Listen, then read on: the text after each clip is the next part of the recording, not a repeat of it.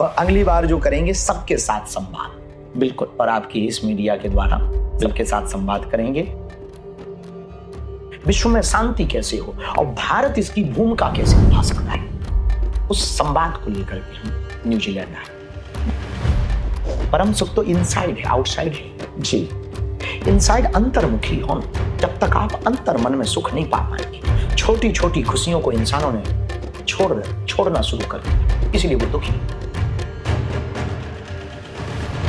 और व्यक्ति से व्यक्तित्व है और व्यक्तित्व से इंडिया है। इसलिए हमने पूरी दुनिया को एक सूत्र देना चाहा, जो मिला वो कम नहीं, जो नहीं मिला उसका कोई गम नहीं, जो मिलेगा वो सिर्फ एक ख्वाब है, पर जो भी पाया वो लाजवाब।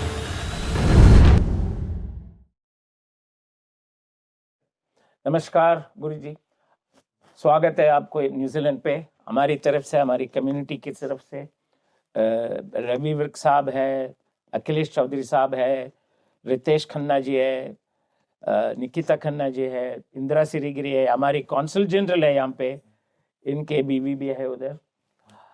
हमारी तरफ से स्वागत है। आप आए हैं ये न्यूजीलैंड पे, हमें बहुत खुश हुआ। अभी आगे से कहिए ये दुनिया में क्या चल रहा है और आपका जो क्या कहना है। धन्यवाद, आपका भी बहुत बहुत धन्यवाद। खन्ना परिवार का, रितेश जी का, बहन निकिता का, और हमारे भारतीय दूतावास के आपका भी बहुत बहुत सा परिवार, शायद आपका आना हुआ। और संपूर्ण यहाँ के पत्रकार महोदयों को और सनातन परंपरा और भारतीय परंपरा की संस्कृति का निर्वहन करने वाले सभी लोगों को हम बागेश्वर धाम की ओर से बहुत धन्यवाद दे रहे हैं। अभी हम परदेशी यात्राओं पर हैं जी, देश छोड़ करके परदेश की यात्राओं पर लगातार हैं। और अनवरत हमारी भारतीय परंपरा कैसे और बहुआयामी हो सके और पूरा विश्व कैसे एक्सेप्ट कर सके, और हम विश्व गुरु क्यों थे, आप कैसे बन सकते हैं, इस संकल्प की संरचना को लेकर के हम भारत व्यक्ति से है व्यक्तित्व के निर्माण के लिए पुनः उस क्रांति की संचार यात्रा को जागृत करने के लिए लोगों के पास जा रहे जी। और जा करके ही काम बन सकता है। ये काम हम भारत से सीमित कर सकते थे, पर विश्व पटल पर आपकी न्यूजीलैंड, अभी पिछले हम और फिजी थे, उसके पहले ऑस्ट्रेलिया थे, अब आगे कालांतर में इस्लामिक देशों में ओमान जा रहे हैं, यूएई, दुबई जा रहे हैं, और उसके पूर्व में फिर हम लंदन जा रहे हैं। तो हम जाकर के ही कर सकते हैं, क्योंकि पूरा विश्व भी थर्ड वर्ल्ड वॉर की तरफ है जी। लगातार संघर्ष जारी है। भारत पाकिस्तान का अभी पीछे ऑपरेशन सिंदूर हुआ, भारत ने उसका मुंह तोड़ जवाब दिया। जो वहाँ के आतंकवादी, जो पाकिस्तान में कुछ आतंकवादी लोग हैं, उन्होंने भारत के अंदर घुस करके जो कुकृत्य हुआ, जो बहुत निंदनीय, घोर निंदनीय घटना हुई, दिल दहल गया पूरे विश्व का। और भारत ने उसका उन आतंकवादियों के ठिकानों को नेस्ता नाबूद किया, उनको मुंह तोड़ जवाब दिया। उधर संघर्ष जारी है, इधर ईरान का संघर्ष जारी है जी, जगह जगह, उधर यूक्रेन और रूस का संघर्ष जारी है। तो अनवरत जगह जगह संघर्ष जारी है। न्यूजीलैंड में भी अभी पिछले दिनों एक घटना सुनने को मिली कि कई आस्था के फ्लैग्स को, तिरंगों को अपमानित किया गया और आस्था के चिन्हों को अपमानित किया गया। तो ये जगह जगह जो छोटे छोटे विद्रोह हो रहे हैं, विवाद हो रहे हैं, वो विवाद संवाद से ही दूर किए जा सकते हैं। तो विश्व शांति, विश्व में पीस कैसे स्थापित हो, विश्व में शांति कैसे हो और भारत इसकी भूमिका कैसे निभा सकता है, उस संवाद को लेकर के हम न्यूजीलैंड आए जी। तो उसके आगे आप क्या कह सकते हैं, क्योंकि इंसान के दिल में भी जंग चल रहा है। बिल्कुल, बेझिझक दिल की जंग ही देश में होती है। जब तक दिलों में जंग नहीं होती, तब तक देश में जंग नहीं होती जी। हमारी महाभारत में एक बहुत अच्छा पात्र है, शकुनी का पात्र करने वाले ने रामानंद सागर की महाभारत में एक अद्भुत बात बोली थी, जो हमारे दिल दिमाग में आज भी बैठी। उन्होंने कहा था कि मेरे बच्चों, रणभूमि में खेलने से पहले मनोभूमि में खेला जाता है जी। तो जो दिल में होगा वही देश में होगा। तो अभी लोगों के दिलों में जंग तो है, दिलों में अभी संघर्ष तो है, इसलिए देशों में जंग हो रही है। और इसका तोड़ यही है भारतीय सनातन संस्कृति। सनातन का मतलब कोई धर्म नहीं, सनातन का मतलब विश्व के मानवों की परंपरा की आचार संहिता, विश्व शांति की आचार संहिता। यूं मान के चलो कि अगर रोग जंग का लगा है तो मेडिसिन है सनातन, दवा है सनातन। क्योंकि हमारा सनातन विश्व बंधुत्व सिखाता, हमारा सनातन क्रांति भी कहता पर शांति भी कहता, हमारा सनातन क्रोध पर भरोसा नहीं, बोध पर भरोसा करता, हमारा सनातन विविधता में भी एकता का अभिप्राय देता। हमारा सनातन सबको तोड़ने पर नहीं, जोड़ने पर जोर देता। हमारा सनातन पूरे विश्व को व्यापार की दृष्टि से नहीं, परिवार की दृष्टि से देखता। वसुधैव कुटुंबकम। हमारा सनातन यानी हमारा भारत सबको अपना मानता। सब में राम है। हमारा सनातन सीए राममय सब जग जाने। जब सब में राम है तो एक राम दूसरे राम को क्यों मारे? और राम राम को मारे तो फिर राम कैसा? राम रावण को मारे, ये बात अलग है। पूरे विश्व से आतंकवाद मिटना चाहिए, ये बात सही है। पूरे विश्व में विद्रोह करने वाले लोगों का नेस्ता नाबूद होना चाहिए, ये बात सही है। पर ये तभी हो सकता जब भारत इसका प्रतिनिधित्व करे, भारत इसमें आगे आए और भारतीय लोग जगें और अपने उस पुराने अस्तित्व को समझे, उस वेद परंपरा को समझे, उस सनातनी परंपरा को समझे कि शून्य पर बोलने वाले विवेकानंद ने शिकागो के धर्म सम्मेलन में जब बोलना प्रारंभ किया तो पूरी दुनिया को आकर्षित कर लिया। वो भारत जो तलवारों से नहीं विचारों से लड़ता है।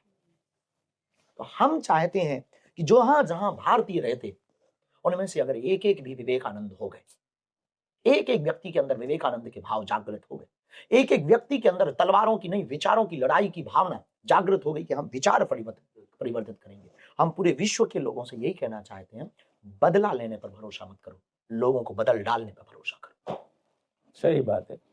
आपके साथ करोड़ों लोग आते हैं, आपसे कहने लगते हैं कि हम पैसा बनाते हैं तो बड़े घर है, गाड़ियां में चलते हैं, लेकिन दिल में चैन नहीं है, घर में चैन नहीं, क्यों होता है? तो चैन कैसे होगा? देखिए, साधनों से शांति प्राप्त नहीं होती, साधनों से क्षणिक सुख मिल सकता। क्षणिक सुख जैसे कि आप पब या क्लब में जाएंगे तो 4 घंटे डांस कर सकते, फिर मन उब जाएगा, मन भर जाएगा, थक जाएंगे, लेजीपना, बहुत ज्यादा बॉडी में पेन भी हो सकता है, सिर में भी पेन हो सकता है। तो साधनों से क्षणिक सुख ले सकते हैं। परम सुख तो परमात्मा से मिलता है। परम सुख तो इनसाइड है, आउटसाइड है जी। इनसाइड अंतर्मुखी होना। जब तक आप अंतर मन में सुख नहीं पा पाएंगे, छोटी छोटी खुशियों को इंसानों ने छोड़ना शुरू कर दिया, इसलिए वो दुखी हो गया। बच्चे छोटी सी चॉकलेट लेकर के भी खिलखिलाकर हंस पड़ते, इसीलिए वो खुश रहते, इसलिए उनके चेहरे पर गिलो रहता, उन्हें फुल नींद आती और कहीं भी नींद आती, भीड़ में भी नींद आती। आजकल इंसानों को तो अकेले में भी नींद नहीं आती और दवाओं से भी नींद नहीं आती। नहीं। कारण क्या है? उसने छोटी छोटी खुशियों को बड़ा बनाना बंद कर दिया। पहले के जमाने में, हमारे जमाने में, हमको जब नए कपड़े मिलते थे साल भर में, 2 साल में पढ़ने के लिए जब जाते थे, स्कूल जाते थे या दीपावली आती थी, तो वो जो खुशी होती थी, पूछो मत। अब तो रोज मिल रहे हैं फिर भी खुशी नहीं। हमें लगता है आदमी इसलिए बेचैन है क्योंकि इसकी जिंदगी में जो प्राप्त है वो पर्याप्त नहीं। जी। जो इसको मिला है उसको ये पूरा नहीं मानता, इसलिए हमने पूरी दुनिया को एक सूत्र देना चाहा, जो मिला वो कम नहीं, जो नहीं मिला उसका कोई गम नहीं, जो मिलेगा वो सिर्फ एक ख्वाब है, पर जो भी पाया वो लाजवाब है। क्या बात है जी। बहुत बहुत नमन आपको। मुझे एक्चुअली जो आपसे थोड़ी शिक्षा चाहिए वो नई पीढ़ी को लेके चाहिए। क्या ऐसे हम उनको क्या कह सकते हैं, नई पीढ़ी की जो सोच बदल सकते हैं? इन दिनों सोशल मीडिया का समय है जी। हर जगह, जहाँ एडवर्टाइजिंग भी हो रही है, कहीं पे भी हो रहा है, बहुत ज़्यादा सोशल मीडिया हावी हो रही है। तो आप नई पीढ़ी को एक ऐसी क्या विचार दे सकते हैं या एक कुछ एग्जाम्पल बता सकते हैं कि उसको कैसे सीमित में ही चलाएं? सबसे बड़ी बात यह है कि ड्रग्स के एडिक्शन से ज्यादा खतरनाक मोबाइल का एडिक्शन। आजकल हर बच्चा एक बार रील में घुस जाने के बाद 2.5 घंटे से पहले निकल नहीं रहा। बिल्कुल सही। उसकी सोच इतनी सीमित हो गई कि पहले फिल्में होती थी 3 घंटे की, फिर फिल्में इतनी शॉर्ट हुई कि वो बनने लगी 1.5 घंटे की, 1.25 घंटे की पिक्चर। आदमी इतना स्पीड में है कि उसको 1.25 घंटे भी बोर होने लगे, तो वो आया फिर शॉर्ट पिक्चर पे 30 मिनट। अब वो भी इतनी बोर लगने लगी तो 5 मिनट की डॉक्यूमेंट्री देखने पर आदमी आया। लेकिन अब वर्तमान का आदमी 30 सेकंड में सब देखना चाहता है और वो भी आदमी को बोर लगने लगा। आदमी इतना स्पीड में है और बच्चे इस एडिक्शन में इतना फंस गए हैं कि आने वाले पूरी दुनिया में बहुत से देशों में मनोवैज्ञानिकों ने ये शुरू किया, पर बहुत जल्दी छोटे छोटे स्कूल, विद्यालय और छोटे छोटे मेडिटेशन सेंटर खुलने वाले हैं, जहां पर ये लिखा जाएगा व्हाट्सएप रील्स छुड़ाएं 15 दिन का कोर्स, फेसबुक रील छुड़ाएं 15 दिन का कोर्स। और इसके लिए हॉस्पिटल चलेंगे, इसके लिए बाकायदा वैज्ञानिक होंगे, बाकायदा डॉक्टर्स होंगे, बाकायदा मनोचिकित्सक होंगे और इन ब्रेन इस रील के जमाने ने रियल का आदमी खो दिया। और बच्चों की लत इतनी भयंकर लग गई, उसके पीछे कारण है माँ बाप। बच्चों को खाना के लिए भी मोबाइल देते, बच्चों को चुप कराने के लिए भी मोबाइल देते, और जिन जिन ने भी अपने बच्चों के हाथों में मोबाइल पकड़ा है, समझो उन्होंने एक नींद की गोली पकड़ी। 1 घंटा मोबाइल देना 1 दिन की आयु कम करना है। बच्चे का ब्रेन सिकुड़ने लगा, विचारों की क्षमता जीरो हो गई, याददाश्त बहुत कमजोर हो गई। अब हर चीज मोबाइल याद कर रहा है। आदमी कर क्या रहा? हमारे जमाने में पूरे मोहल्ले के मोबाइल नंबर याद होते थे। हमारे जमाने में हमको मोबाइल नंबर याद होते तो सो तो ठीक है, मकान नंबर याद रहते थे। फलानी चाची, वो फलाने चाचा, फलाने दादा, फलाने ताऊ। आजकल बच्चों को वो पता ही नहीं। फ्रेंड, फेसबुक के फ्रेंड 5000 हैं, पर रियल के फ्रेंड एक भी नहीं। इसलिए जो सबसे बड़ा ड्रग्स है, यूं कहें सबसे बड़ी जो बीमारी है, वो बच्चों को हो गई मोबाइल। हम यही प्रार्थना करेंगे माता पिता से, बच्चों को मोबाइल देने के पहले उनको विचार दीजिए, बच्चों को मोबाइल देने के पहले उन्हें संस्कार दीजिए। भले ही जमाना नया, पर विचार पुराने, संस्कार पुराने होने चाहिए। दूसरी बात, बच्चों से भी कहना है, माता पिता से, बच्चों से ज्यादा इसके सबसे ज्यादा अपराधी माता पिता है, सबसे ज्यादा अपराधी माँ बाप है। और वो इसलिए अपराधी है कि उन्होंने बचपन में बच्चों को आदत दी। अब वो पलने में है, वो मोबाइल दे रहे हो, उसे पता नहीं मोबाइल है क्या, तुम बता रहे कि ये मोबाइल है और तुम चुप हो जाओ। बच्चे बेचारे फंस रहे हैं तो फिर वो लत दे रहे हैं। तो बीमारी देने का कारण माँ बाप। दूसरा सबसे बड़ा कारण जो हमारी नजर में है माँ बाप के लिए, छोटी छोटी आदतें बच्चों को डालोगे, वो बड़े में बड़ी बन जाएंगी। हमारे भारत में एक आदत है, छोटे बच्चों को कोई भी काम कराने के पहले पूछने की आदत डालते। दरवाजा खोलना है, मम्मी दरवाजा खोले, नहीं बैठो। मम्मी फ्रिज में बोतल भर दे पानी की, नहीं बैठो या भर दो। ये छोटी आदत इसलिए नहीं डालते कि हम लोग परतंत्र करना चाहते। हमारा भारत बहुत वैज्ञानिक है, हमारा सनातन बहुत वैज्ञानिक है। वो ये छोटी आदत इसलिए बचपन में डालता है ताकि बड़े में ये लुगाई लाए तो पूछे। छोटे में जब दरवाजा खोलने के लिए पूछेगा, तब बड़े में अगर ये ब्याह करे तो पूछ ले। तो यहाँ पर फ्रीडम, बच्चे इसलिए बिगड़ रहे हैं। तो हमें लगता है ये छोटे छोटे संस्कारों की आदत माता पिता डालेंगे तो बच्चों के दिमाग में वो स्थापित होंगी, और मोबाइल के एडिक्शन से बचाएंगे तो बच्चे बचेंगे। वरना आने वाला समय ब्रेन बहुत कमजोर होने वाला है, ऑटिज्म की शिकायतें बहुत ज्यादा होने वाली हैं, मंद बुद्धि की शिकायतें बहुत ज्यादा होने वाली हैं, मेंटल प्रॉब्लम्स बहुत ज्यादा होने वाली हैं, आइस प्रॉब्लम्स बहुत ज्यादा बढ़ने वाली हैं। पर आजकल हर व्यक्ति, एक मनोविज्ञान की किसी यूनिवर्सिटी की शोध है, मिनिमम 8 से 16 घंटा व्यक्ति दे रहा है स्क्रीन पर। और ये सबसे बड़ी महंगी बीमारी होगी। तो बच्चों को बचाने का बचपन में उपाय अब वो माँ बाप दे सकते।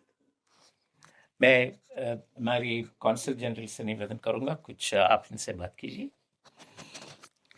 नो, आई थिंक गुरुजी अब तो आए हैं। कल भी मैं गया था आपका प्रोग्राम देखने के लिए, तो आपका भी जो बातचीत था कि यहाँ इतने प्रकार का इंडियन लोग रहते हैं डिफरेंट स्टेट से, लेकिन हम लोग यूनाइटेड क्यों नहीं है, वो चीज़ भी मेरे हिसाब से आप भी कल काफ़ी मेंशन किए उसको। तो I am very much grateful to you. और हम सोचते हैं आप आते रहिए, सो दैट कम्युनिटी को भी एक फीलिंग होगा। जब डिफरेंट टाइप का लोग एक ही जगह में बैठते हैं, वो 6 घंटे के लिए या 9 घंटे के लिए है, वो भी बहुत बड़ा चीज़ है। बिल्कुल, कल जो हुआ, हम आपको बहुत धन्यवाद देते हैं कि आपका आना हुआ और भारत की तरफ से आप यहाँ पर प्रतिनिधित्व कर रहे हैं, और भारत की राम सेतु की भूमिका आप न्यूजीलैंड और भारत के मधुर संबंधों के लिए निभा रहे हैं। आपका स्वभाव बहुत सरल है। और यहाँ सबसे बड़ी न्यूजीलैंड की जो प्रॉब्लम हमने देखी, यहाँ या तो व्यक्ति उड़ीसा का है, या बिहार का है, या गुजरात का है, या पंजाब का है, या हरियाणा का है। हम ये पूछना चाहते भारत का कौन? जो हमको प्रॉब्लम लगी वो ये लगी, इसीलिए शायद हम विदेश आए हैं। हम वो पूछना चाहते कि तुम गुजरात के हो, पंजाब के हो, बिहार के हो, मध्य प्रदेश, ये बताओ भारत का कौन? सठता है तुम्हारी भारतीयता, मूर्खता है तुम्हारी भारतीयता। और अगर तुम तिरंगे के लिए नहीं जी सकते तो तुम किसी के लिए नहीं जी सकते, शुद्ध स्वार्थी हो। इसलिए हमारी बातों को कई लोगों ने उसको कड़वापन में लिया, पर हमने ये जैसे अभी 21 तारीख को योगा डे था, बहुत अद्भुत है। हमारे भारत ने पूरी दुनिया को एक नई पहचान दी योग दिवस के लिए, और पूरे विश्व ने अंतर्राष्ट्रीय स्तर पर योग दिवस घोषित किया। अब योगा डे पर हम ये नहीं कहते कि आप पूरे न्यूजीलैंड की एक जगह, एक सिटी के तो एक जगह आ जाओ। आप अलग अलग सिटी की, ठीक है, हम मानते हैं क्राइस्ट चर्च यहाँ से बहुत दूर है, हैमिल्टन यहाँ से बहुत दूर है, वो बहुत दूर है, पर एक सिटी की तो एक जगह आ जाओ। और कोई तिरंगे का अपमान करे तो एक देश में रहने वाले एक जगह तो आ जाओ। पर ये हमारे भारत के लोगों का यही सबसे बड़ा दुर्भाग्य है। भारत पूरे विश्व में ब्रांड नहीं बन पाया, उसका कारण यही है। भारत का रुपया कमजोर है, उसका कारण यही है। भारत का वीजा बहुत इजी है और भारत के वीजा का बहुत सम्मान नहीं है, उसका कारण यही है। और भारतीयों का यदि सम्मान विदेशों में नहीं है, उसका कारण भी यही है, क्योंकि हमने फुहरता की, हमने चीटिंग की, हमने विदेशों में जाकर के अपने ब्रांड को कमजोर किया और हमने यूनाइटेड नहीं दिखाया, यूनिटी नहीं दिखाई। इसका कारण, और पूरी दुनिया उसी को एक्सेप्ट करती है जिसमें एकता हो। गलत को भी सही मनाया जा सकता, बस झूठ बोलने वाले ज्यादा। गलत भी सही हो सकता, बस झूठ बोलने वाले। और आप सुन करके चौंकेंगे, पश्चिम में एक दार्शनिक हुआ, बहुत अद्भुत दार्शनिक हुआ, हमारा बहुत प्रिय है। यूनान में एक दार्शनिक हुआ, डायोजनीज। वो कहता है कि अगर झूठ को भी सत्य बनाना हो तो बस 100 बार बोलने के लिए तैयार हो। तो पूरी दुनिया में विजय भारतीयों की हो सकती है एकता के बल पर, लेकिन एकता ना होना। तो आप जो कर रहे हैं बहुत अद्भुत। हम यहाँ न्यूजीलैंड में रहने वाले भारतीयों से प्रार्थना करेंगे, यदि तुम अपनी मातृभूमि के लिए नहीं जी पाए, मातृभूमि के प्रति एकता नहीं दिखा पाए, तो अपने माँ के कर्तव्य से तुम उर्ण नहीं हो पाओगे। हम क्यों ऐसे नहीं करते हैं कि हम जोड़कर कुछ करेंगे न्यूजीलैंड में, तो क्या आप भी आते रहेंगे साल में एक बार? हम कुछ मिलके कुछ कर सकते हैं। रवि जी, तो जो इन्होंने अखंड भारत की बात कही है, उसमें उसी का इन्होंने एग्जाम्पल देते हुए जो एक कल गुरुद्वारे में गए और जो गुरु साहब के बारे में इन्होंने सारी चर्चा करी, और उस टाइम पे करी जब हमारे देश के और हमारे समाज के कुछ चिन्ह यहाँ के लोकल लोग द्वारा जलाए जा रहे हैं। तो ये मैं चाहूंगा, गुरुद्वारे में जाना एक प्रतीक था कि सिख समाज भी बाकी सारे समाज के साथ एक पटल पे इकट्ठा होके हम सारे यहाँ पे अपनी होंद की लड़ाई लड़ रहे हैं। तो उसके लिए जो गुरुजी कर रहे हैं, मैं ये चाहूंगा कि ये लीड ले सकते हैं। वही मैं कह रहा हूँ। और साथ में अभी गुरुजी का हरबंदर साहब में भी जाना हुआ, नाडा साहब में भी जाना हुआ, तो हम जैसे बटे हुए हैं सारी जगह, वो एक जगह पे इकट्ठा गुरुजी जैसा शख्स ही कर सकता है कि उसी के बीच में जो भी ये यहाँ आए हैं, ये बार बार इस मुल्क में क्या विश्व में हर एक मुल्क में जाएं, तो हमारे जो सरकारी एम्बेसडर तो डिप्लोमेट तो यहाँ बैठे हैं, लेकिन जो मन के डिप्लोमेट हैं वो गुरुजी हैं, उन्हीं के साथ ही। जो आपने भूमिका निभाई रवि जी ने, बहुत अद्भुत भूमिका निभाई जी। इस पूरे कार्यक्रम में कुछ हिंदू लोगों ने विरोध किया, लेकिन सिख परंपरा का एक व्यक्ति आगे आया और उन्होंने कहा कि आपका ना कार्यक्रम रुकेगा ना कैंसल होगा। हमको इस बात पे अंदर ही अंदर अपने आप पे गर्व हुआ कि हमने जिन गुरु गोविंद सिंह के बारे में पढ़ा, सिखों के 9वें गुरु तेग बहादुर सिंह के बारे में पढ़ा, कहीं ना कहीं आज भी उनकी परंपरा, सिख परंपरा के प्रत्येक व्यक्ति के अंदर दिल और दिमाग में। हमारा कहना यह है कि कुछ लोगों ने कुचाल चल के सिख परंपरा और सनातन परंपरा को डिवाइड कर दिया। हम सब भारतीय हैं, यही पहचान काफी। हम सब एक हैं, यही पहचान। गुरुद्वारों से हमने जो सीखा वो हमने कल बोला, आज फिर उसको पुनः दोहरा रहे हैं। हमने गुरुद्वारों से सीखा सेवा। ना वो जाति देखते, ना वो धर्म देखते, ना वो व्यक्ति देखते, ना वो व्यक्तित्व देखते जी। कोई भी आए वहीं बैठ के पाएगा जहां गुरुद्वारे का प्रबंधक पाएगा, और सबको भोजन। सुबह जहां हम कल मत्था टेकने के लिए ऑकलैंड में गए, वहां सुबह 6 बजे से भंडारा शुरू होता, 8 बजे से रात तक चलता और चला आ रहा सदियों तक। हमारे मंदिर सिर्फ मंदिर बड़ा करने में बड़े लगे, व्यक्तित्व बड़ा करने में नहीं लगे, सेवा बड़ी करने में नहीं लगे। और आपकी परंपरा, हम आपको ने कल बताया, वहां पर हर रविवार को, संडे को एक सिख परंपरा का स्कूल है, वहां पर निःशुल्क फ्री ऑफ कॉस्ट सिखाया जाता है कि हमारी गुरुवाणी क्या है, हमारा कीर्तन क्या है, हमारी गुरु परंपरा क्या है, हमारी सिख परंपरा क्या है, इसमें क्या होता है क्या नहीं होता है जी। तो हम चाहते हैं कि ये द्वेष मिटे। भारतीय गुरुओं से भी हम कहेंगे कि ये द्वेष मिटाओ। हरमंदिर साहब वो जगह है जहां से गुरु परंपरा प्रारंभ और हम सब गुरु परंपरा, हमारी जीवन तो गुरु परंपरा का है, तीसरी पीढ़ी है। हम तीसरी पीढ़ी में, हम जो भी हैं अपने गुरु के कारण, और सच्चा और अच्छा गुरु किसी भी रंग को राजा बना सकता है।